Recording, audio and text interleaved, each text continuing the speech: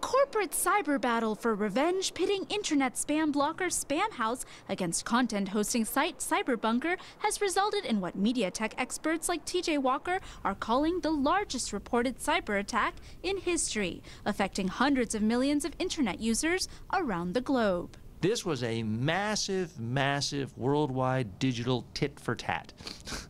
One company put another company on a spam block list, and they said, we are not spam, we are not fraud, we do not deserve to be blocked, we're going to get them. They're blocking us, we're going to block them. And they attacked back, trying to put the first company out of business.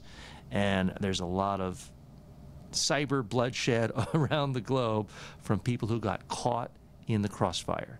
The cyber attack scope skyrocketed as the data stream grew from 10 billion bits to 300 billion bits per second, causing millions of sites to experience delays and error messages across the World Wide Web, according to Jonathan Thaler, CEO and founder of WhenI'mMobile.com. The scale of the denial of service attack, which is a fancy term for flooding the servers with information so they can't do the processes that they normally do, was of a far greater scale than previously in history, and that's why so many users were affected. It's indeterminate how powerful these attacks can become, and we've become very reliant on the internet, so it creates a new layer of unpredictability. According to Walker, CEO of Media Training Worldwide, the real danger lies in the fact that the world still lacks a 100% secure global internet communication system. He believes that this latest attack will be a wake-up call for corporations and even governments.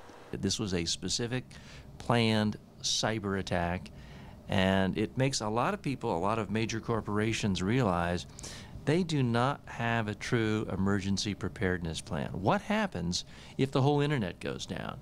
What happens if you cannot communicate to your employees around the world, to your customers, to your vendors, to your clients? So the billion-dollar question remains, how can such attacks be prevented or countered?